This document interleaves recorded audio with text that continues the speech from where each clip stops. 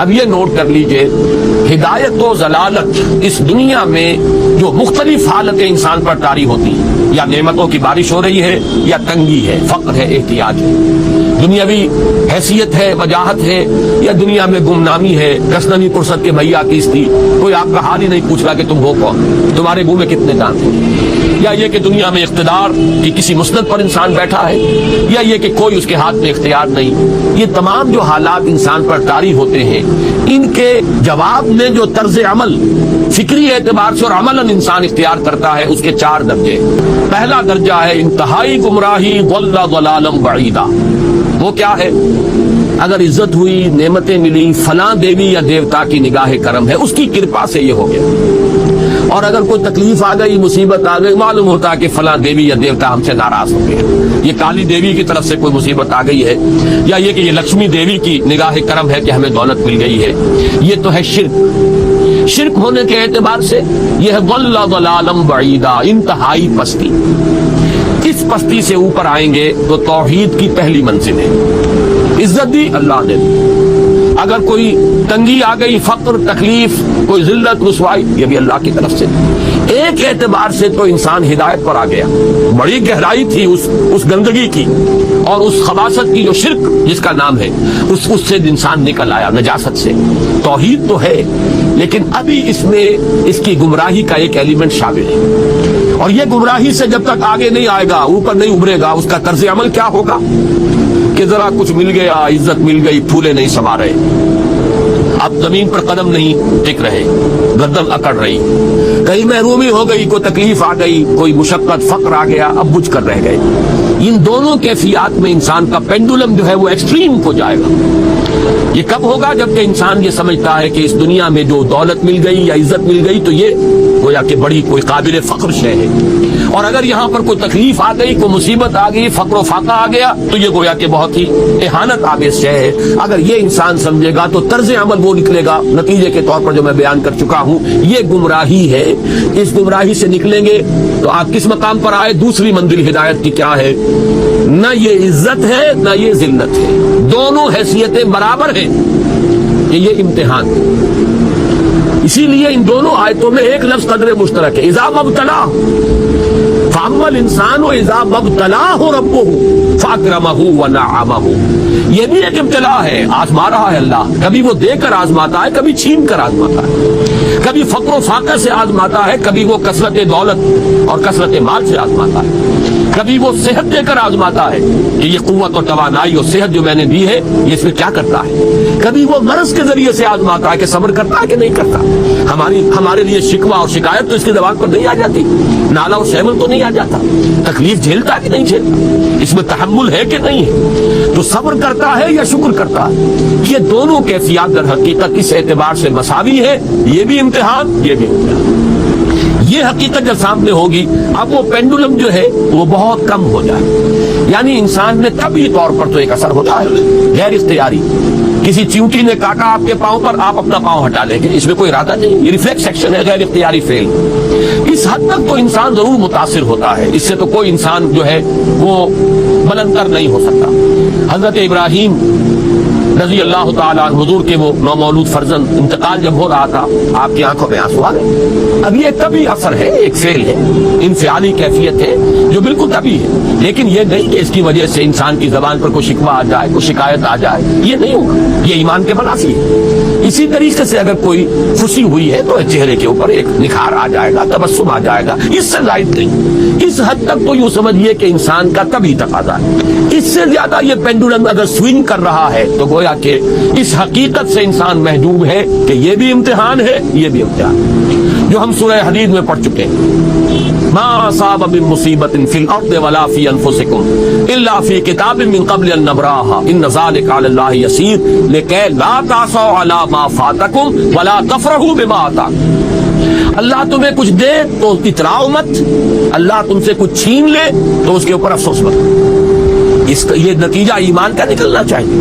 اگر تمہیں ایمان ہے اللہ پر، اگر تمہیں یقین ہے کہ جو کچھ ہوا ہے اللہ کے اذن کے بغیر نہیں ہوا، اگر تمہیں یقین ہے کہ اللہ نے جو میرے لیے طے کیا ہے اس میں میرے لیے خیر ہی ہے، چاہے فی الحال، فی الوقت، फौरी तौर पर मुझे नागवार महसूस हो रही है बात, लेकिन यकीनन मेरे लिए इसमें खैर है मेरे रब की तरफ से कि हर के साथ ये मारे अल्ताफस, हम तो शॉर्ट साइटेड हैं, हम देख नहीं सकते किसी शय को, हम उसके जाहिर को देखकर घबरा उठते हैं कि ये तो तकलीफ आ गई, क्या पता उसी के पर्दे में अल्लाह की रहमत आ रही है। मैंने वो रईस अमरोही के अशार आपको कई दफा सुनाए हैं। वो वक्त आया कि हमको कुदरत हमारी सही और अमल का फल दे, बता रही है ये जुल्मत शब के सुबह नजदीक आ रही है। अभी है कुछ इम्तिहान बाकी, फलाकतों के निशान बाकी, कदम न पीछे हटे कि किस्मत अभी हमें आजमा रही है। रईस अहले नजर से कह दो कि आजमाइश से जी न हारे, जिसे समझते हो आजमाइश वही तो बिगड़ी बना रही है।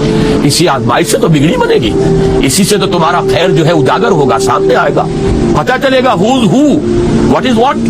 अबू बकर में कितना यकीन और ईमान था, ये कैसे मालूम होगा, कैसे मालूम होगा कि बिलाल में कितना सहार, कितना तहम्मुल था, कितना सब्र था, अगर वो मुसीबत उन पर ना आती कि जो उमय्या इब्न खल्फ के हाथों उन पर क़यामत टूट रही थी। तो ये सारी चीजें जो है, मा असाब मिन मुसीबतिन फिल अर्दि वला फी अनफुसिकुम इल्ला फी किताबिन मिन क़ब्ल अन नब्रा इन ज़ालिका अलल्लाहि यसीर लिकै ला तासौ अला मा फातकुम वला तफरहू बिमा आताकुम वल्लाहु ला युहिब्बु कुल्ला मुख्तालिन फखूर। अगर इस हकीकत से महजूब हो जाओगे तो फिर इख्तियाल और फख्र और घमंड पैदा हो जाएगा तुम्हारे अंदर, या दूसरी तरफ मायूसी, कमर हिम्मत टूट कर रह जाएगी, खुदकशी करने को इंसान आमादा हो जाता है, जरा कोई नाकामी दुनिया में आ गई, कोई तकलीफ आ गई।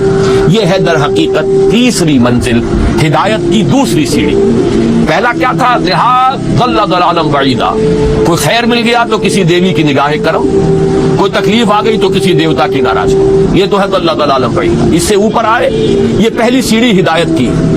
इज्जत है तो अल्लाह की तरफ से, और अगर कोई जिल्लत है, तंगी है तो अल्लाह की तरफ से। ये हिदायत का आगाज हो गया, ये तौहीद की बुनियादी मंजिल है। इससे अगली मंजिल, यहाँ की जिल्लत जिल्लत नहीं, यहाँ की इज्जत इज्जत नहीं। ज़ालिका यौमुत तगाबुन, हार और जीत के फैसले का दिन तो क़यामत का दिन है। वहां मालूम होगा जिसको उस रोज इज्जत मिली वो इज्जत वाला है, जो उस रोज दलील हो गया वो जिल्लत वाला है। ये तो इम्तिहान है, दारुल इम्तिहान है। खलक़ल मौत वल हयात लियब्लुवकुम अय्युकुम अहसनु अमल, ये तो दारुल इम्तिहान है। इम्तिहान होने के नाते दोनों बराबर है। इससे ऊपर है एक चौथी मंजिल, हिदायत की तीसरी मंजिल। वो क्या है? आमतौर पर इंसान ये समझता है कि ये जो आजमाइश है तंगी की और फक्र फाका की, ये सख्त तर आजमाइश है, और नेमतों की बारिश हो तो ये आसान आजमाइश है। ये भी अभी गुमराही का एक परत जो है उसकी बाकी है। अभी हिदायत का जो कामिल जो होगा इंकिशाफ, वो कब होगा? जब इंसान इस हकीकत को जान ले कि जहां वुसअत हो, जहां कसरत हो, वो ज्यादा बड़ा इम्तिहान है, सख्त इम्तिहान है, बजाय इसके कि अगर किल्लत है, कमी है, ये कम तर इम्तिहान है, ये कम भारी इम्तिहान है। क्यों? कि अगर आपके पास कसरत है, आपके अंदर गफलत पैदा हो जाए। कसरत का लाजमी नतीजा गफलत है। न कोई गम करो, न खौफ, खुशियां मनाओ जन्नत की जिसका तुमसे वादा किया गया था। अल्लाह की रबूबियत पर इत्मीनान जब इंसान को हो जाता है, मेरा रब अल्लाह है, रब्बी अल्लाह, इंसान के लिए न कोई खटका, न कोई खतरा, न कोई खौफ, न कोई हुजूर। जो कुछ हो रहा है, किसके इज़्न से हो रहा है? अल्लाह के इज़्न से। अल्लाह के इज़्न के बगैर पत्ता तक नहीं हिलता। ये कोई अंधा बहरा मादा नहीं है जिससे मुझे कोई खौफ हो। अंधा भैंसा चला रहा हो, उससे तो डरने का हर इंसान को डरना चाहिए, न मालूम किसको टक्कर मार दे। लेकिन नहीं, इस कायनात को चलाने वाला एक समी व बसीर खुदा, वो जो मेरा दोस्त है, मेरा वली है। अल्लाह वलियुल्लज़ीना आमनू युखरिजुहुम मिनज़्ज़ुलुमाति इलन-नूर। अल्लाह अहले ईमान का वली है, साथी है, पुष्टपनाह है, मददगार है, हिमायती है। बताइए, जिसे यकीन हो जाए कि अल्लाह मेरा मददगार, अल्लाह मेरा मुहाफिज, अल्लाह मेरा पुष्टपनाह, अल्लाह मेरा हिमायती, उसके लिए कोई खौफ होगा? उससे कोई डर होगा? मैं मिसाल दिया करता हूँ बहुत सादा, पंजाब के देहात की। तो बड़ा चौधरी है और कोई गरीब किसान है। उस गरीब किसान के जानवरों को हर वक्त अंदेशा होगा चोरी का, कोई मेरी भैंस खोल कर न ले जाए, कोई मेरा बैल खोल कर न ले जाए। लेकिन जिसके बारे में ये सबको मालूम हो कि वो जो बड़ा चौधरी है वो इसका दोस्त है, उसकी बच्चिया को कोई खौफ होगा? उसकी भैंस पर कोई हाथ डालेगा? اسے کوئی اندیشہ ہوگا؟ نہیں. کیوں؟ کہ وہ بڑا چودھری، بڑا اس کا یہاں کا سردار، جاگیردار، سب کو معلوم ہے وہ میرا دوست ہے، کوئی میرے خلاف اقدام نہیں کر سکتا. اس دنیا میں یہ چھوٹی سی بات اگر آپ کے دلی اطمینان اور سکون کا باعث بن سکتی ہے تو ذرا تصور کیجئے. میں لفظ تصور استعمال کروں گا صرف اس لیے کہ اس کا ہم جس کو کہتے ہیں ادراک اور شعور کر نہیں سکتے. اگر کے ساتھ کر سکتے، اگر یقین ہو کہ اللہ میرا مددگار اور یقین ہو کہ اللہ ہر آن میرے ساتھ ہے، پھر کوئی خوف؟ کس کا خوف؟ کوئی شے اللہ سے بالا تر ہے؟ کوئی قوت اس سے زیادہ طاقتور ہے؟ کوئی اس کے ارادے کو بدلنے والا ہے؟ کوئی اس کی مشیت کے آڑے آنے والا ہے؟ یہی بات ہے جو حضور نے فرمائی. یہ ایمان کا حاصل ہے لب لبا کہ دیکھو اچھی طرح اس بات کو ذہن نشین کر لو. اگر تمام انسان مل کر تمہیں کوئی نقصان پہنچانا چاہے نہیں پہنچا سکتے مگر جو کچھ اللہ نے لکھ دیا، اور تمام انسان مل کر تمہیں کوئی نفع پہنچانا چاہے نہیں پہنچا سکتے مگر وہ شے جو اللہ نے طے کر دی. آپ پھر میں کہوں گا ذرا تاریخ کیجئے، اسے فرض کیجئے، اسے سوچئے. اگر اس حدیث پر ہمارا دل ٹھکا ہوا ہو تو کسی سے ڈر ہوگا؟ یہ مجھے نقصان نہ پہنچا دے، یہ میری رپورٹ خراب نہ کر دے، یہ میری انکریمنٹ نہ رکوا دے، یہ میرا یہ نہ بگاڑ دے، یہ میرا یہ نقصان نہ پہنچا دے. اس کا ڈر، اس کا ڈر، اس کا خوف، اس کی خوشامد، اس کے لیے جا کر طرح طرح سے اپنی عزت نفس کو ذلیل کروانا اس کے سامنے. یہ سب کچھ کیوں کرتا ہے انسان؟ جب سمجھتا ہے کہ اس کے ہاتھ میں میرا کوئی نفع، اس کے ہاتھ میں میرے لیے کوئی ضرر ہے، یہ مجھے کوئی گزن پہنچا سکتا ہے، یہ مجھے کوئی نقصان پہنچا سکتا ہے، یہ میرا کوئی کام بنا سکتا ہے، یہ میری کوئی ضرورت پوری کر سکتا ہے. اسی کا نام شرک ہے. جہاں آپ نے یہ سمجھا کہ غیر اللہ کے اندر کوئی طاقت موجود ہے وہی شرک ہے. بتوں سے تجھ کو امیدیں، خدا سے نو امیدی، مجھے بتا تو صحیح اور کافری کیا. شرک تو یہ ہے. جس پر بھی تمہیں یہ خیال ہے کلمہ ہے، یہ کلمہ سوم لا حول ولا قوت الا باللہ، ذرا اس پر دل کو کبھی اگر آپ تصور کریں، پھر فرض کریں، دل ٹھک جائے اس پر، کوئی طاقت نہیں. یہی بات تھی جو شیخ عبد القادر جیلانی رحمۃ اللہ علیہ نے اپنی وصیت میں اپنے بچے سے کہی. 11ویں دینے والے ہیں لیکن حضرت شیخ عبد القادر جیلانی کی وصیت اور تعلیمات کو کتنے لوگ ہیں جانتے ہیں؟ یہ جن مقامات تک پہنچے ہیں وہ کس چیز کی بدولت پہنچے؟ انہوں نے جو پیغام دیا وہ کیا تھا؟ اے میرے بچے، جس طریقے سے قرآن مجید میں حضرت لقمان کی نصیحتیں جو ہے نقل کر دی گئی ہیں، میں یہ کروں گا بالفرض اگر قرآن حضرت عبد القادر جیلانی کے بعد نازل ہوا ہوتا تو شیخ عبد القادر کی یہ نصیحتیں بھی قرآن میں درج ہوتی. اتنی اونچی نصیحتیں ہیں. اے میرے بچے، اس حقیقت کو ذہن نشین کر لے، لا فاعل فی الحقیقت ولا مؤثر الا اللہ. اس کائنات میں نہ کوئی فاعل حقیقی ہے نہ مؤثر حقیقی ہے سوائے اللہ. کسی شے میں کوئی تاثیر نہیں اگر اللہ نہ چاہے. آگ جلا نہیں سکتی اگر اللہ نہ چاہے، پانی ڈبو نہیں سکتا اگر اللہ نہ چاہے، زہر ہلاک نہیں کر سکتا اگر اللہ نہ چاہے، کوئی کس فائدہ نہیں پہنچا سکتی اگر اللہ نہ چاہے. تو در در پہ کیوں سر جھکاتے ہو؟ در در پر کیوں جبیں سائی کرتے ہو؟ سب کے سامنے کیوں ہاتھ پھیلاتے ہو؟ ایک اللہ سے مانگو، ایک اللہ کے سامنے زمین سر پر اپنی زمین رکھو. لا فاعل فی الحقیقت ولا مؤثر الا اللہ. نظر آتا ہے ہمیں کہ پانی پیاس بجھا دیتا ہے، پیاس بجھانے کی صلاحیت پانی میں نہیں ہے، اللہ کے اذن سے. کھانا بھوک مٹا دیتا ہے، بھوک مٹانے کی صلاحیت کھانے میں نہیں ہے، اذن رب میں. دیکھیے یہی یقین تھا. حضرت موسیٰ علیہ السلام کا واقعہ یاد کیجئے. سامنے سمندر آ گیا، قوم دیکھتی ہے پیچھے کہ گرد و غبار کا طوفان.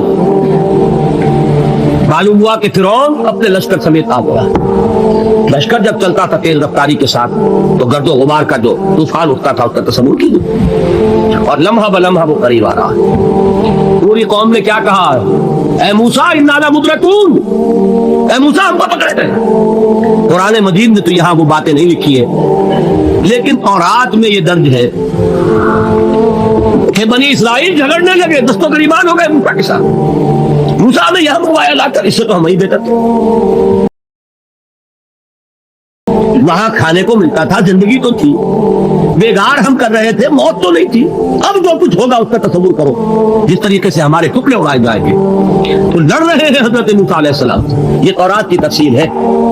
قرآن میں صرف اتنا آیا ہے، پریشان ہو کر انہوں نے کہا انا لمدرکون، موسیٰ ہم کو پکڑے گئے۔ اس وقت موسیٰ کا جواب کیا ہے؟ کلا ان معی ربی سیہدین، نہیں، میرے ساتھ میرا رب ہے، وہ راستہ دے گا۔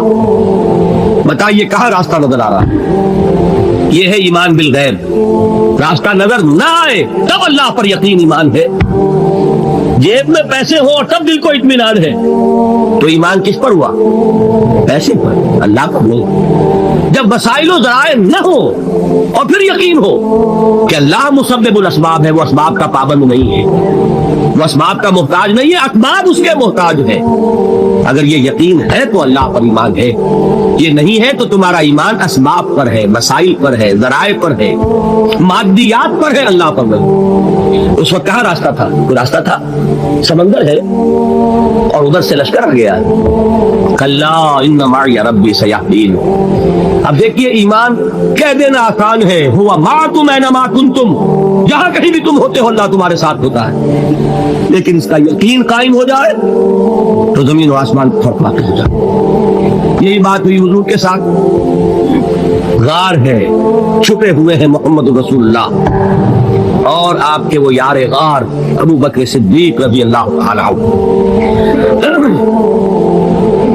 اقبال نے حضرت ابو بکر کی شان میں چند اشعار پیش کیے، لیکن واقعہ یہ ہے کہ بھاری بھاری نظموں پر اور قصیدوں پر بھاری، طویل ترین نظمیں اور قصیدے ہوں ان پر بھاری ہے۔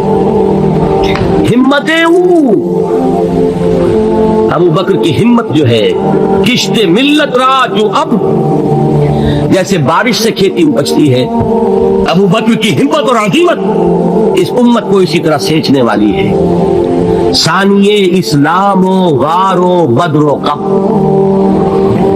وہ دوسرے تھے اسلام میں، دوسرے پہلے کون تھے؟ انا اول المومنین، حضور کی باتیں، سب سے پہلا ایمان لانے والا میں، دوسرے ابو بکر۔ ویسے ہمارے ہاں یہ چلتا ہے اختلاف، حضرت علی پہلے ہیں کہ حضرت ابو بکر پہلے ہیں، لیکن اس میں بڑی خوبصورت تطبیق قائم کی ہے علماء نے اور بہت صحیح ہے۔